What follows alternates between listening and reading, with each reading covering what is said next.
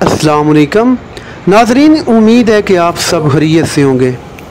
नाज़रीन, आज हम आपको मक्का मुकरमा में लेकर आए हैं।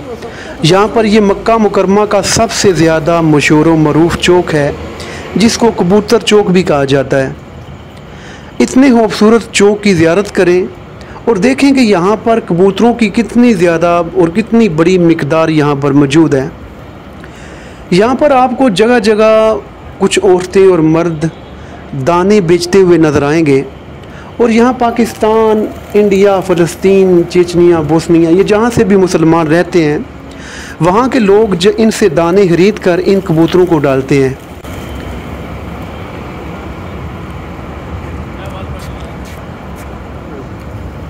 अच्छा, मैं एक और बात यहाँ पर आपको बता दूँ कि सिर्फ यहाँ ही नहीं कि ये चौक है, यहाँ पर फ़कत कबूतर हैं।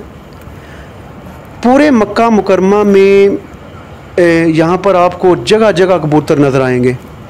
इसके अलावा कोई परिंदा भी आपको नज़र नहीं आएगा।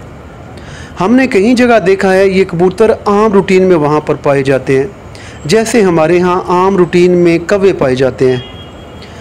तो कोई परिंदा, चिड़िया हो गई, मैना हो गई, इसके अलावा कौवे वगैरह हो गए, यहाँ पर कोई परिंदा भी नहीं पाया जाता।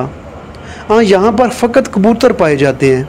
आप मक्का मुकरमा की किसी भी जगह पर चले जाएं, आपको यहाँ पर फ़कत कबूतर ही नज़र आएंगे।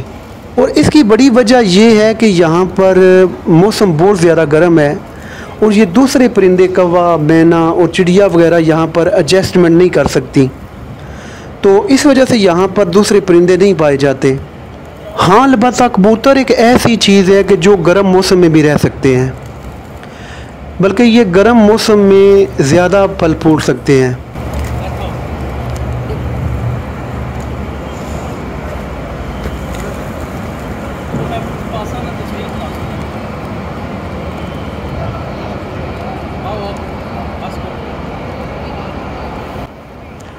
सऊदी अरब की हुकूमत ने यहाँ पर बड़ी सख्त पाबंदी लगा रखी है कि अगर कोई शख्स भी किसी कबूतर को पकड़ता है तो उसे जुर्माना किया जाता है।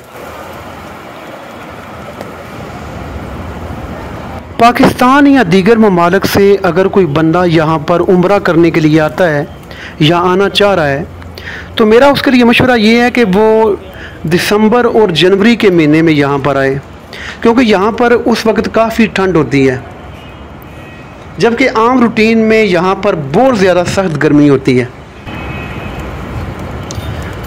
नाज़रीन, अगर मुनासिब समझे तो आप हमारे चैनल को भी सब्सक्राइब कर लीजिए। जज़ाकल्लाह।